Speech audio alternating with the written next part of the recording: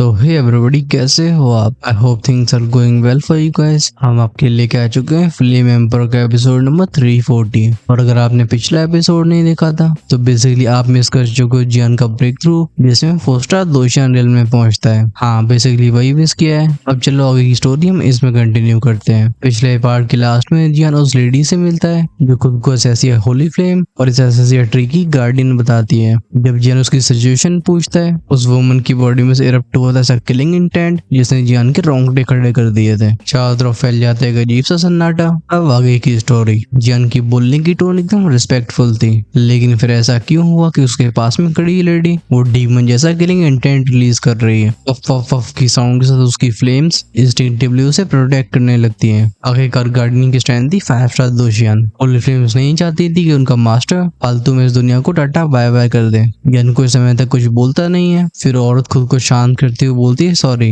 उसका killing intent भी fade होने लगता है। हाउएवर उस स्टोन स्टैचू मैन को देख रही उसकी आंखों में एक नरमी आ चुकी थी। वो बताती है मेरे हस्बैंड का नाम था फेंगमो और मैं हूँ यूमो। हमारा जन्म एक बहुत बड़े कॉन्टिनेंट में नहीं हुआ था। हमारी दुनिया एकदम शांत और स्थिर थी। और कई बार ईवी ट्राइब ने हमारे ऊपर हमला करने की कोशिश की, लेकिन होली फ्लेम के गार्डियन होने की वजह से हम उन्हें खदेड़ने में सफल रहे। लेकिन एक दिन न जाने एक पावरफुल एंटिटी की नजरें हमारे ऊपर पड़ गई और वो हमारी दुनिया में अपेयर होकर आतंक मचाने लगा। उस दिन जमीन और आसमान रोए थे और खून की नदियां बहती हैं। उस एक्सपर्ट की स्ट्रेंथ इतनी तो खतरनाक थी कि हम उसके सामने कुछ नहीं कर पाए। उसने हमारे प्लेन मास्टर को भी एक ही बार में मिटा दिया। यूमो की आवाज में एक बहुत गहरा दर्द छिपा होता है और जियान इसे साफ महसूस कर पा रहा था। उसकी बातें सिर्फ एक कहानी नहीं थी, बल्कि पुराने घाव थे। वो बताती है एसेसिया ट्री और होली फ्लेम, इन दोनों की हेल्प से मैं जैसे से अपनी जान बचा पाई। लेकिन मेरे हस्बैंड इतने लकी नहीं रहे। लास्ट में जाके उस फील्ड ने मैं जिस फ्लेम को गार्ड कर रही थी उसे भी चुरा लिया। एसेसिया फ्लेम को टाइम टू टाइम इस एसेसिया ट्री की पावर से प्योरीफाई करना पड़ता है। जियान आंखें नैरो करके बोलते सीनियर, मुझे लगता है आप लॉर्ड ऑफ ली सोल की बात कर रही हो, है ना? यूमो नोट करके किलिंग इंटेंट के साथ बोलती हाँ, मेरा बस वही गोल है। मैं तुम्हें वो पावर देना चाहती हूँ जिसे तुम होली फ्लेम को हासिल कर सको और बदला ले सको मेरी दुनिया, मेरे पति की मौत का। जियान के एक्सप्रेशंस हार्ड हो गए थे। वो बताता है लॉर्ड ऑफ ली सोल एक डोमेन मास्टर है और उसकी पावर इस दुनिया के लिमिट्स को छू चुकी है। सीनियर, उसे खत्म करने का मैं आपसे कोई वादा नहीं कर सकता हूँ। ये सुन के यूमो के चेहरे पे कड़वाहट से बड़ी स्माइल आती है। वो कहती है तुम्हारी बात बिल्कुल सही है,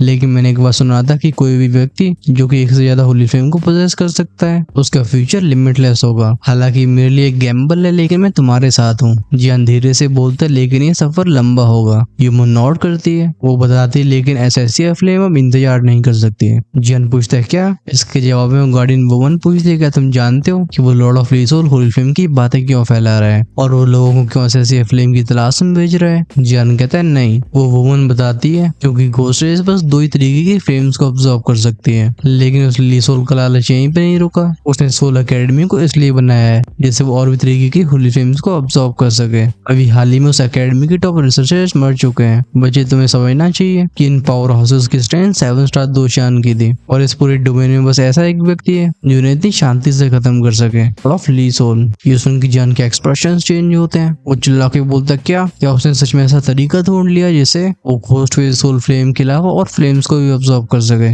यूमो बताती मैं इसके बारे में कुछ क्लियर नहीं कह सकती, लेकिन मेरा सोल फ्लेम से एक सटल कनेक्शन है और मैं सेंस कर पा रही हूँ कि वो लॉर्ड ऑफ ली सोल एसेसिया फ्लेम को सॉल्व करने के काफी करीब पहुंच चुका है। जियान अपने हाथों को क्रंच करके बोलता है डैम इट, अगर उसे वो फ्लेम मिल जाती है तो मेरी म्यूइंग को वापस लाने की उम्मीद हमेशा हमेशा के लिए खत्म हो जाएगी। उसके बदल रहे एक्सप्रेशंस को देख के औरत अपने सिर को हिलाती है। वो कहती मैंने महसूस किया है कि तुम्हारे पास 2 होली फ्लेम्स हैं, साथ में एक और फेंट हो रहा है। तुम्हारे अंदर जो पावर और लव सिकनेस है वो वहीं से डेवलप हुई है। जियान अपनी दोनों आंखें बंद करके बोलते सीनियर, मैं एसेसिया फ्लेम को ढूंढने के लिए कोस्ट वर्ल्ड आया हूँ क्योंकि मैं अपनी लवर को रिवाइव करना चाहता हूँ। यूमो के चेहरे पे आती है हल्की सी स्माइल और बोलती एसेसिया ब्रोकन एंटेराइटिस ये सच में रिवाइव करने की पावर को रखती है, लेकिन सवाल ये कि क्या तुम उस लॉर्ड ऑफ ली सोल से उस फ्लेम को छीन पाओगे? क्या तुम्हारे पास सच में इतनी हिम्मत है? जियान धाड़ के बोलता है। उसकी है वाली आवाजें चारों तरफ गूंजी थी। ये देख के वुमन बोलती तो फिर ये लो, ये एसेसिया फ्लेम का सोर्स स्पार्क, ये तुम्हें उस होली फ्लेम से सुरक्षित रखेगा, लेकिन ध्यान रखना ये बस एक ही बार काम कर सकता है। ये कहते एक बहुत छोटा सा पिंक फ्लेम का क्लस्टर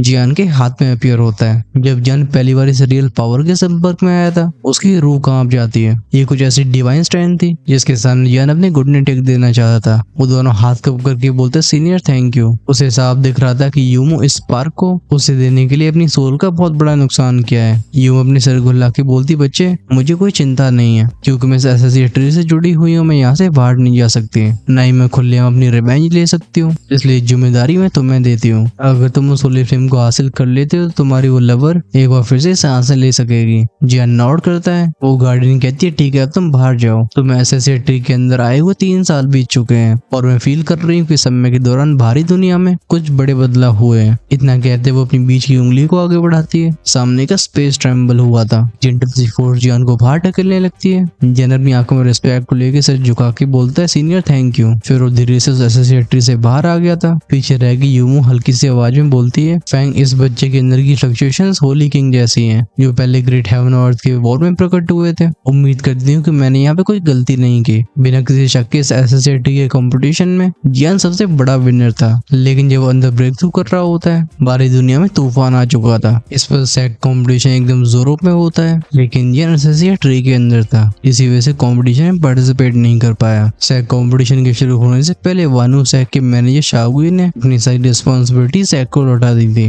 और वो लौटाता है स्पेशल एकेडमी में, जैसे लू मैगलिन उसकी बॉडी के कोल्ड पॉइजन को ट्रीट कर सके। खैर यहाँ ट्रीटमेंट कुछ अलग ही तरीके का हुआ था। बेसिकली दोनों काफी करीब आ जाते हैं। अफसोस की बात यह थी कि इससे पहले इनकी लव स्टोरी नए रंग दिखा पाती, लिंग को उसके बारे में मालूम पड़ जाता है। फिर जैसे ही शाओगुई वानू सैक लौटा, उसके ऊपर एम्बुश किया गया, जिससे उसकी चोटें और भी ज्यादा खराब हो जाती हैं। कुछ समय के बाद की बात है, जब सैक कंपटीशन में जियान के एब्सेंट होने की वजह से शाओगुई खुद को मैदान में उतारने का निर्णय लेता है। हाउएवर लिंग्यू यहाँ पे भी नहीं मानता। उसे भड़वाया जाता है चिंगू पवेलियन के मैनेजर से, और शाओगुई हार जाता है। अभी सिचुएशन ऐसी थी कि वानू सैक के गेट बंद हो चुके होते हैं। शाओगुई दिन रात मेहनत करने के बावजूद भी वो किसी भी तरीके से सिचुएशन को बदलने में नाकाम रहता है। यहाँ तक कि जब लो मैगलिन खुद अपने ग्रेट ग्रैंडफादर से मदद मांगने जाती है, उसे भी ठुकरा दिया जाता है। उसके ग्रेट ग्रैंडफादर बताते हैं कि शाओगुई ऐसी पावर से टकरा चुका है जिसका सामना वो भी नहीं कर सकते। सीन दिखाया गया था मैं क्रिस्टल वेन के अंदर का, या कई गार्ड्स पेट्रोल कर रहे होते हैं। बेसिकली अभी पूरी क्रिस्टल वेन टियानफिंग पवेलियन के अधिकार में आ चुकी थी। हाउएवर इसी मोमेंट में यहाँ का स्पेस डिस्टॉर्ट हुआ था और अपेयर हुआ था एक black road man. Of course ये और कोई नहीं बल्कि जियान था, जो जस्ट एसएससी ट्री से बाहर आया था। उसको फिगर को देखी गार्ड चिल्ला के बोलते, कौन हो तुम? हम ये इलाका टियानफिंग पवेलियन के अंडर आता है। ये सुन के जियान की आंखें नैरो हो जाती हैं। वो पूछता है, ये तो मिरर फायर सैक की क्रिस्टल वेन थी, तो इसके ओनर कैसे बदल गए? वो सिपाही हंसते हुए कहता है, अब वानू उसे खुद को प्रोटेक्ट नहीं कर सकता तो इस क्रिस्टल वेन का कौन ध्यान रखेगा? जियान के दिमाग में कुछ खटका था।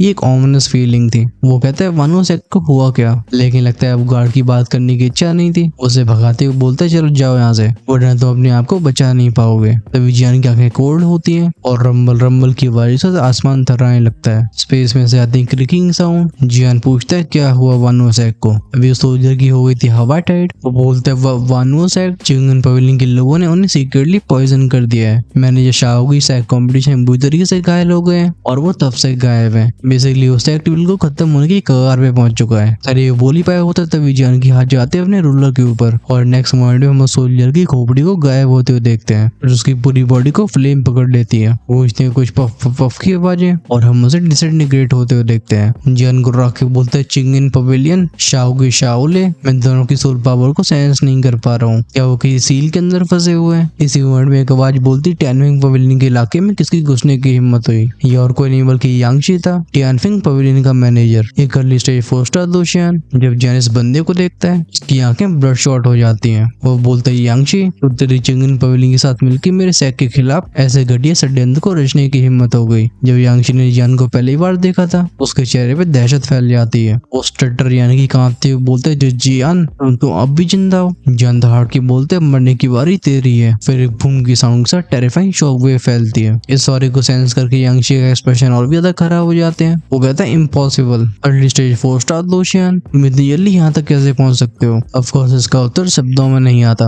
रूलर को एक हाथ में लेके जियान बोलते हैं, फ्लेम वेव। उसकी क्रिम्सन फ्लेम कंडेंस होके एक जलती हुई चावुक को बनाती है। ये देख यांगशी शूज की साउंड के साथ से भागना शुरू कर देता है। हाउएवर इसी मोमेंट में गूंजी थी एक टेरिफाइंग आवाज, जो बोलती है, एसएससी फ्लेम डोमेन एक्टिवेट। उसके कहते इस क्रिस्टल वेन के हेरोमीटर के दायरे में एक खाकी और पिंक फ्लेम का डोमेन फैला था और यांगशी इसके अंदर कैद हो जाता है। वो एक गहरे शौक से भरी आवाज में कहता है, ये हाफ डोमेन है। एक आवाज कहती है, मैं तुम्हें आखिरी मौका दे रहा हूँ। शाओगुई है कहाँ पे? क्या यांगशी जैसे किलिंग इंटेंट को जियान की आंखों से फील करता है? वो समझ जाता है कि आज उसकी जान नहीं बचने वाली, इसलिए वो पागलों की तरह हंसना शुरू कर देता है। वो हा हा करके बोलता है तुम दोनों जल्दी मारे जाओगे। चिंगन पवेलियन को छेड़ने की हिम्मत हुई, क्या तुम जानते हो कि उसके पीछे है कौन? जियान आंखें नैरो करता है। वो यांशी बोलते अर्थ एकेडमी का स्ट्रॉन्गेस्ट एग्जिस्टेंस। जियान की आंखों में फ्लेम जलती है और अपने हाथ को सामने करके क्लेंच कर देता है। अगले पल ऐसे डोमेन की जमीन में से फ्लेम से बने हाथ बाहर आए थे जो यांशी को अपने अंदर निकल जाते हैं। कुछ ही पलों में उसकी राख भी नहीं बचती,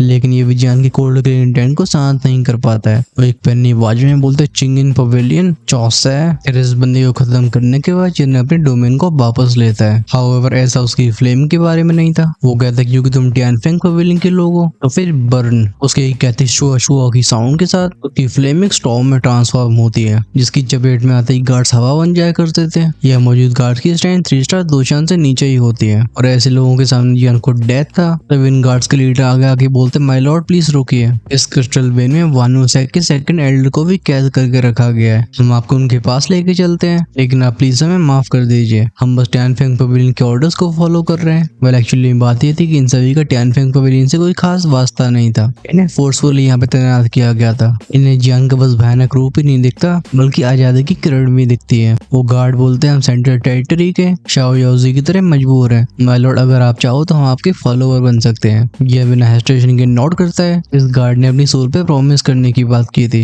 जो कोई नॉर्मल चीज नहीं होती है। जैसे ये सोल ओथ लेता है, धोखा देना बिल्कुल आउट ऑफ क्वेश्चन हो जाएगा। ये गार्ड्स भले अभी बहुत पावरफुल ना हो, लेकिन जियान की मेडिसिन एबिलिटीज के साथ ये वानु सेक की पावरफुल फाउंडेशन बन सकते थे। फिर कुछ समय की बात होती है जब ये दोनों एक छिपी हुई जगह पहुंचते हैं। वो गार्ड कैप्टन कहता है माय लॉर्ड ये वही प्लेस है। लगता है जब अंदर कैद व्यक्ति ने यहाँ पे हलचल महसूस की थी वो एकदम पागल हो गया होता है। वो धाड़ के बोलता है टियानफेंग पवेलियन के कुत्तों, जब लॉर्ड जियान बाहर आएंगे तो तुम सब मारे जाओगे। तभी जियान कहता है सेकंड एल्डर ये मैं हूँ। उसकी आंखों में भी रिलीफ फ्लैश होती है। इस पर अपने सोल क्लोन से ही कनेक्शन फील कर पाता है। खैर जब जानी पहचानी आवाज को सेकंड एल्डर सुनते हैं उनकी आंखों से आंसू बहने लगते हैं। वो कहते हैं लॉर्ड जियान आप लौट आए। एक ही स्लैश है, बड़ा सा दरवाजा 2 हिस्सों में बट जाता है और प्रिजन की वो काली सलाखें जल के राख हो गई थी। वो सेकंड एल्डर को सपोर्ट करते हुए बोलते हैं सेकंड एल्डर ये हुआ क्या? मैंने जाने से पहले आपको कुछ मेथड्स दिए थे, फिर आपकी ऐसी हालत कैसे हुई? अभी एल्डर का फिगर पहले ऐसा नहीं होता है। उनकी पूरी बॉडी में जख्म दिखाई देते हैं। एट द सेम टाइम उनकी वाइटलिटी भी काफी कम होती है। वो एल्डर कांपती हुई आवाज में बोलते हैं लॉर्ड जियान हालांकि आपने सोल क्लोन छोड़ा था वो बहुत पावरफुल था, लेकिन एक दिन की बात है जब यहाँ पे एक लिट से 4 स्टार दोशान आया। उसने आते ही मुझे यहाँ पे सील कर दिया और हमारी क्रिस्टल वेन पे भी कब्जा कर लिया गया। थर्ड एल्डर के साथ और सब मारे गए हैं। मैं भी समझ नहीं पा रहा हूँ कि मुझे जिंदा क्यों रखा गया है। जन के एक्सप्रेशन अभी डिस्टॉर्ट होते जा रहे थे। हम उसके एवराज के बीच में हल्के से क्लैन पैटर्न को भी अपीयर होते देखते हैं। वो पूछते हैं और शाओगी सेकंड एल्डर बताते हैं सैक कंपटीशन के बाद लॉर्ड शाओगी को चिंगन पवेलियन के मैनेजर ने बहुत गहरी चोटें पहुंचाई थी। फिर जब लॉर्ड शाओगी वापस लौट रहे थे उनके ऊपर एम्बुश किया गया और तब से उनका कोई पता नहीं है। लेकिन वो हमला करने वाली मिस्टीरियस पावर हाउस लॉर्ड शाओगी की जान लेने की कोशिश नहीं कर रहे थे, बल्कि लगता है वो लॉर्ड शाओगी को कैप्चर करना चाहते थे। खासकर इन सब हमलावरों में से एक के पास जो टोकन होता है उसे बस चिंगन पवेलियन का पवेलियन मास्टर ही पोजेस करता है। जियान कहता है चिंगन पवेलियन। उसके माथे की नसें फूलने लगती हैं और आंखों में गहरा लाल रंग नजर आया था। उसकी इस टेरिफाइंग फ्यूरी की वजह से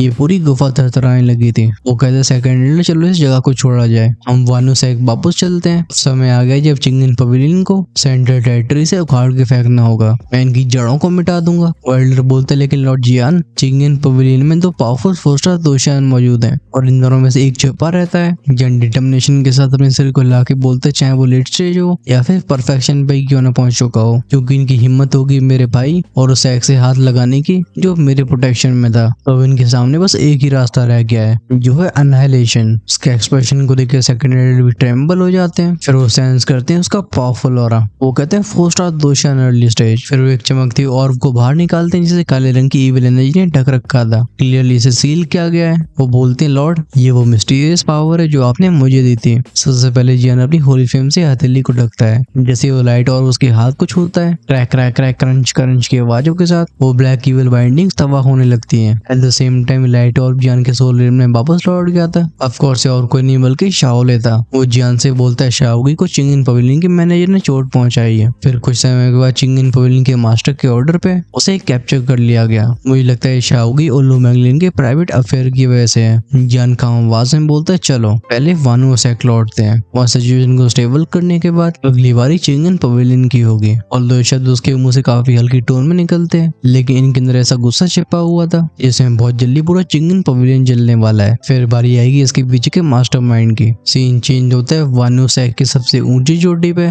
जहाँ मेन मेंशन मौजूद था। हम उसकी मीटिंग हॉल के दरवाजे से किसी को अंदर घुसते हुए देखते हैं। ये धूल मिट्टी से बने हुए हो लाओ होते हैं जो कि जस्ट अभी फ्रंट लाइन से लौटे हैं। अब उनके चेहरे पे एग्जॉशन और उनकी बॉडी पे कई चोटें दिखाई दे रही थी। वो बताते हैं टैनफिंग पवेलियन को न जाने कहां से दो मिड स्टेज 4 स्टार दोषान मिल गए हैं। वो ये नहीं लगता कि फ्लेम फर्नेस क्लेव के डिफेंसेस लंबे समय तक टिक पाएंगे। ये बस पॉइंट ऑफ टाइम की बात रह गई है। इसलिए माय लॉर्ड मैं रिक्वेस्ट करता हूँ या प्लीज जल्दी से निर्णय लीजिए। ध्यान जाता है मेन सीट के ऊपर जिस पे सैक मास्टर हो लिए बैठे होते हैं। गुरु राकिब बोलते हैं डैम इट, ये तो वही बात हो गई कि शेर घायल क्या हुआ। लीडर चारों तरफ से इकट्ठे होने लगे। एल्डर्स बताओ हमारे सेक्ट में कितनी पावर और बची हुई है। एक कमजोर सा एल्डर धीरे से बोलते लॉर्ड हमारे पास अब 100 से भी कम 2 स्टार दोषियान रह गए और 20 से कम 3 स्टार दोषियान। वहीं पे 4 स्टार दोषियान की मात्रा 2 है। अगर आपको भी गिने तो 3 कहे जाएंगे। एल्डर हुयन अपने सिर को झुका के बोलते हैं हम टैनफिंग पवेलियन के तीनों मिड से 4 स्टार दोषियान का सामना नहीं कर सकते। इसलिए माय लॉर्ड मैं रिक्वेस्ट करता हूँ कि आप प्लीज रिट्रीट का ऑर्डर दीजिए जैसे हम लॉर्ड जियान के वापस लौटने का वेट कर सकें। खैर यहाँ मौजूद एल्डर्स के एक्सप्रेशन काफी बिगड़े हुए होते हैं। इनकी आंखों में गुस्सा साफ दिखाई दे रहा था। सैक मास्टर होई अपनी हैवी आवाज में सारे एल्डर्स को एड्रेस करते हैं। वो कहते हैं एल्डर्स हमने लॉर्ड जियान को प्रॉमिस किया था लेकिन तब भी लॉर्ड शाओगी को बचा नहीं पाए। अब मेरे पास लॉर्ड जियान से बात करने की हिम्मत नहीं रह गई है और मैं पीछे भी नहीं हटना चाहता हूँ। अभी हम मरेंगे या फिर जीत हासिल करेंगे। ये सुन के एल्डर होइन पैनिक होने लगे थे। वो कहते सैक मास्टर अगर हमारा सैक तबाह हो गया तो लॉर्ड जियान और शाओगी ने जो इतने एफर्ट्स लगाए वो सब बर्बाद हो जाएंगे। होई कहते मैं बोल चुका हूँ अब पीछे नहीं हटा जाएगा। हॉल में फैल जाती है शांति। वो सैक मास्टर होई अपने मनी मन में कहते हैं काश जियान अब तक एसेसिट्री से बाहर आ चुका हो वरना लगता है हमारा मिरर्ड फायर सेक्ट अब एक सेंट्रल टेरिटरी में और नहीं रह सकता है। वानु फ्लेम फर्नेस क्लिफ के ऊपर था। जब हम सीन बाहर का देखते हैं फ्लेम फर्नेस क्लिफ के चारों तरफ धूल मिट्टी खून से रंगी हुई लाशें पड़ी होती हैं। ये मंजर साफ बता रहा था कि पिछले काफी समय से वानु से कैसी कठिनाइयों का सामना कर रहा है। हमारा फोकस ज्यादा एक मिडिल एज मैन के ऊपर जो बोलते पवेलियन मास्टर बस एक और अटैक और वानु से पूरी तरह से धराशायी हो जाएगा। ये सुन के टैनफिंग पवेलियन का पवेलियन मास्टर स्माइल करता है। वो कहते हैं आप दोनों का शुक्रिया। बिना आप दोनों के वानु सेक पे जीत हासिल करना हमें सच में इसमें काफी समय लगने वाला था। इसके सामने सिनेस्टर से बंदे खड़े होते हैं। वो हाथ कप करके बोलते हैं हम बस ऑर्डर्स को फॉलो कर रहे हैं। वो टैनफिंग पवेलियन मास्टर बोलता है चलो आज चलो बचा हुआ काम भी खत्म कर देते हैं। ये कहते तीनों के चेहरों पे इविल स्माइल आती है और सीधा फ्लेम फर्नेस क्लिफ की तरफ आगे बढ़ जाते हैं। कह रहे बस कुछ मीटर की दूरी तय कर पाए थे तभी आसमान में किसी वॉल्केनो की इरप्ट होने जैसी बूम की आवाज गूंजती है और फैलती हुई भयानक फ्लेम्स। आसमान पूरी तरह से लाल हो गया था। टेम्परेचर यहाँ का बहुत तेजी से बढ़ने लगा था। इस ऑरे को सेंस करके वो आगे बढ़ रहे फिगर्स हवा में रुक जाते हैं। उनमें से जो मस्कुलर मैन था वो कहता है रुको लगता है यहाँ पे एक और चूहा छुपा रह गया है। भाई वो चूहा था या फिर शेर ये तो इसे थोड़ी देर में ही मालूम पड़ने वाला था। वो टैनफिंग पवेलियन का मास्टर अपनी आंखें नैरो करके बोलते है पावर ये कम से कम 4 स्टार दोषान लेवल की कल्टीवेटर की है। अभी स्पेस बीच में फटा था और उसमें से एक ब्लैक रोड में निकलता है। लगता है सिनेस्टर से चेहरे वाला बंदा जियान को अच्छे से पहचानता था। वो कहते ये जियान है जिसके बारे में लॉर्ड तलाश करने के लिए कह रहे थे। ये सुन के उसका भारी भरकम सा साथी एक एक्साइटमेंट से भरी आवाज में कहता है चलो इसे कैप्चर करते हैं। इसे लॉर्ड के सामने पेश करने पे हमें बहुत अच्छा रिवॉर्ड मिलेगा। और हम सीन को जियान के पॉइंट ऑफ व्यू से देखते हैं। उसके चारों तरफ फ्लेम्स इस तरीके से डांस कर रही थी कि हवा भी पिघलना शुरू हो जाती है। वो कहता है 3 4 स्टार मिड से दोषान और इस मस्कुलर मैन के पास अर्थ एट्रीब्यूट है लेकिन क्योंकि तुम्हारे यहाँ पे आना हो ही क्या है लगता है तुम्हें ढूंढने में मुझे समय बर्बाद नहीं करना पड़ेगा। जियान की आंखों फ्लेम जल रही होती है। स्पेशली टैनफिंग पवेलियन मास्टर के बगल में जो बंदे खड़े होते हैं जियान को उनमें से चिंगन पवेलियन का ऑरा फील होता है बिल्कुल चिंगयंकन की तरह। वो कहते हैं चिंगन पवेलियन तुम्हें मुझसे कोई नहीं बचा सकता। यार फिर क्या फिर हम करते हैं फास्ट फॉरवर्ड। कुछ पलों की बात है जब सैक मास्टर होई एल्डर होयन और एल्डर होलाओ फ्लेम फर्नेस क्लिफ पे पहुंच जाते हैं लेकिन इन्हें अपने सामने बस बर्बादी दिखती है। वो जली हुई चट्टानें और हॉट टेम्परेचर। एल्डर होयन बोलते हैं यहाँ पे इंटेंस फाइट हुई है आखिर हो क्या रहा है। सैक मास्टर होई आंखें नैरो करके बोलते हैं ये फ्लेम एनर्जी ये कुछ जानी पहचानी लग रही है। ऐसी प्योरिटी किसी नॉर्मल फ्लेम कल्टीवेटर के पास हो नहीं सकती है। इसी पर इनके कान में याद क्रैश की साउंड। यहाँ से थोड़ी दूरी पे एक फ्लेम फिगर 3 लोगों को धूल चिटा रहा था। उन तीनों को ध्यान से देखने पे एल्डर होला बोलते हैं ये तो टैनफिंग पवेलियन के वही तीनों मिड से 4 स्टार दोषियान है लेकिन इनकी ऐसी हालत का जिम्मेदार कौन है। फिर वो ध्यान से सेंस करते हैं फ्लेम ऑरे को। वो बोलते हैं तो लॉर्ड जियान का ऑरा है। टैनफिंग पवेलियन का मास्टर बैंग की साउंड के साथ जमीन से टकराते हुए खून फेंकता है। वो डैमेज करके बोलते जियान ये लड़का अब भी जिंदा है, खासकर अर्ली स्टेज से मिड स्टेज तक इतनी जल्दी कैसे पहुंचा। एक जुश क्रैक की साउंड गूंजती है। जियान का फिगर उसकी खोपड़ी के ऊपर अपीयर होता है। वो पूछते हैं मुझे बस एक सवाल का जवाब चाहिए, तुमने ये सब किसके कहने पे किया। अभी वो मस्कुलर बंदा जिसका नाम था दुके और वो दुल्ला पतला सेंसर से दिखने वाला जांग्यू, ये दोनों ही मौत की कगार पे पहुंच चुके थे। और टैनफिंग पवेलियन का मास्टर गुर्रा के बोलते जियान तुम्हें इतना घमंड नहीं दिखाना चाहिए, जब वो लॉर्ड खुद आएंगे तुम्हें पता भी नहीं चलेगा कि तुम्हारी जान कैसे गई। जियान बोलते अगर ऐसी बात है तो चलो मैं उसका इंतजार करूंगा, लेकिन तुम्हारा कोई काम नहीं है।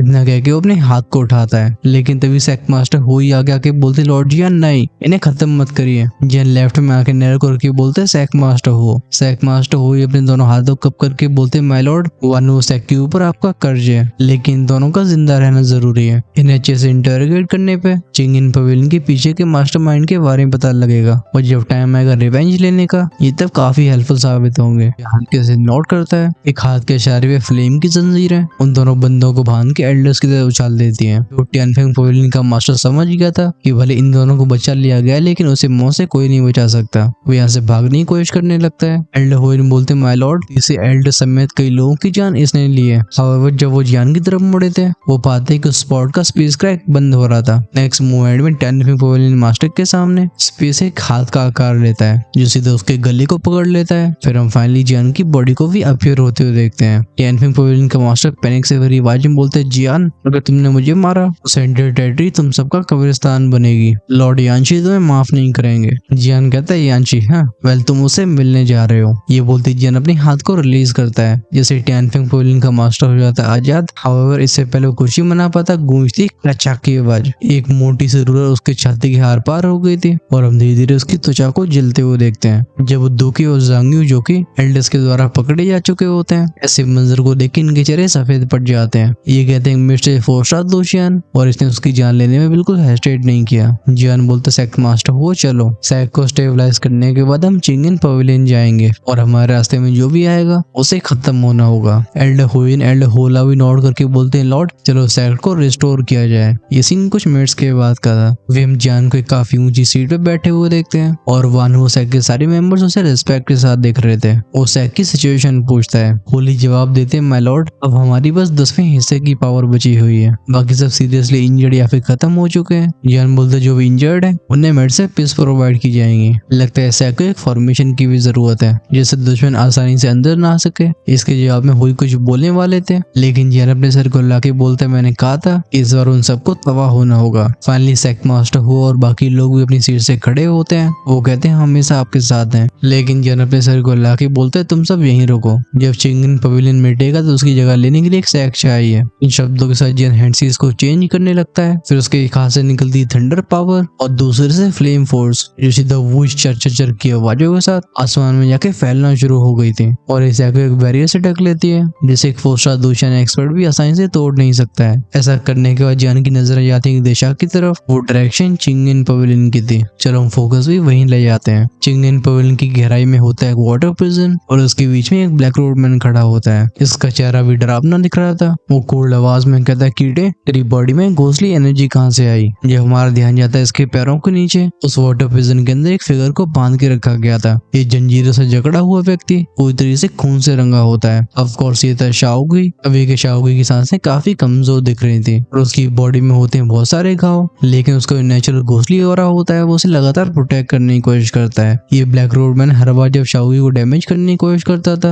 वो घोसली चीज की एनर्जी को ऑब्जर्व कर लिया करती थी। शाओगी जिसके बाल भीगे होते हैं और उसकी आंखें एक अलग से पागलपन से भरी होती हैं। वो ही करके बोलता है लिंगयू मैं तुझे एक दिन अपने हाथों से खत्म करूंगा। शाओगी की बॉडी की ऑलमोस्ट 90% पावर को एक पावरफुल सीलिंग स्पेल से सील कर दिया गया था। वो ब्लैक रोडमैन हंस के बोलता है मूर्ख जिस चीज को मैं लिंगयू चाहता हूँ वो उसे हासिल करके रहता हूँ, फिर चाहे वो ट्रेजर्स हो या फिर हो वुमन। तेरी वैसे वो लोग मैंगलिन सो नहीं पा रही होगी, ऊपर से लीसो लॉर्ड का ऑर्डर का प्रेशर। ये बैटल तू पहले ही हार चुका है। बेसिकली अगर आपने स्टोरी पे ध्यान दिया है तो समझ चुके हो गए कि लिंगयू लुओ मैंगलिन से कोई प्यार नहीं करता था, बल्कि उसका ध्यान होता है होली फ्लेम पे, क्योंकि लुओ मैंगलिन होली फ्लेम की गार्डियन फैमिली से बिलोंग करती है और जब वो उसे शादी करेगा तो उसे होली फ्लेम का रास्ता पूछने का अधिकार मिल जाएगा। फिर लिंगयू का काम होगा होली फ्लेम को हासिल करके इविल रेस को दे देना, जैसे उसे मिलने वाले रिसोर्सेज और पावर उसके दिमाग में घर कर चुके थे। लिंगयू को इसी का नशा होता है। तब इस ब्लैक रोडमैन की रोब में छुपा एक इविल ऑरा अपनी सिस्टर आवाज में बोलता है घोसली चीज इस लड़के का उस अर्थ स्पिरिट पकौड़ा से कोई न कोई कनेक्शन जरूर है। जब दूसरे शाहू के सौरे को सेंस करता है, हम उसकी आंखों में एक अलर्टनेस को आते हुए देखते हैं। वो मनी मन में बोलते हैं, अर्थ स्पिरिट पकौड़ा ये तो स्पिरिचुअल एकेडमी का सबसे बड़ा ट्रेजर है। क्या उस पकौड़ा और मेरे पेरेंट्स के बीच में कोई कनेक्शन था? वो ब्लैक रोड मैन बोलता है, जाने दो, मैंने सुना है कि वो जियान एसएससिटी से बाहर आ चुका है और जैसे इन दोनों भाइयों का रिलेशनशिप है वो उसे बचाने जरूर आएगा। और तब उसकी बॉडी की होली फ्लेम और वो ट्रेजर्स जो उसने एसएससिया ट्री से हासिल किए हैं, इन्हें मेरे हाथों से लगने से कोई नहीं रोक सकता।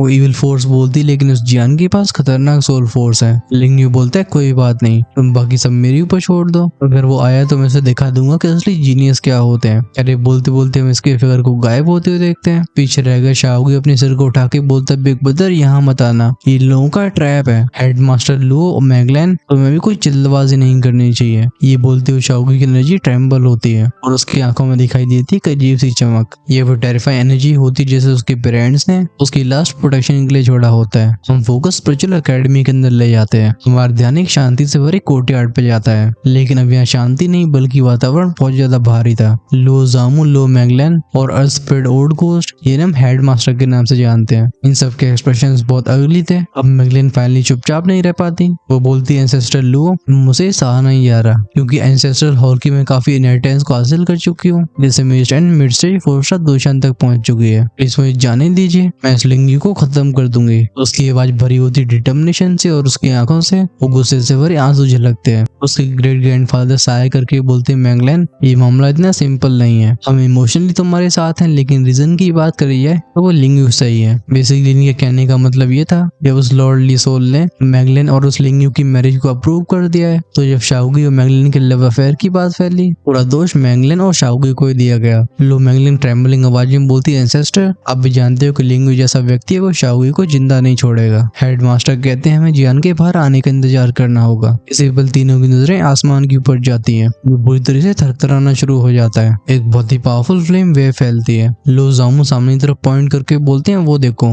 दूर एक लहराने वाला फ्लेमिंग क्लाउड होता है जिसके ऊपर खड़ा होता है एक फ्लेमिंग फिगर। हम सब जानते हैं और कोई नहीं बल्कि जियान है। अब जियान आगे कैसा तहलका मचाएगा, आई गेस इसके बारे में जानने के लिए आपको वेट करना होगा नेक्स्ट पार्ट का। हम पहले उसमें जानने वाले चिंगन पीक के बारे में, फिर शुरुआत होगी टेरिफाइंग बैटल की। ये बैटल कम से कम 2 से 3 एपिसोड चलने वाली है और मुझे लगता है आप उसे काफी पसंद करोगे। वैसे जिसे नेक्स्ट एपिसोड का इंतजार नहीं हो रहा है वो हेलगार्डन की मेंबरशिप का हिस्सा बन के शाम को इन एपिसोड को एंजॉय कर सकते हैं। ऑफ कोर्स जो हमेशा 2 से 3 एपिसोड्स आगे रहना चाहते हैं वो अपने लेवल को इमोर्टल एम्पर या उसी ऊपर अपग्रेड कर सकते हैं। चॉइस है आपके हाथ में। ज्वाइन का ऑप्शन चैनल के होम पेज और सब्सक्राइब के साइड में मिलेगा। आप डेफिनेटली उसे टैप करके सारे प्लान्स को चेकआउट कर सकते हो, लेकिन उससे पहले कमेंट्स में जरूर बताना कि आपको ये एक्सप्लेनेशन कैसी लगी है। और अगर आपके दिमाग में हमारे लिए कोई सजेशन हो तो उसे शेयर करने से बिल्कुल हेजिटेट मत करना। चलो हम मिलेंगे नेक्स्ट पार्ट में। Until then take care.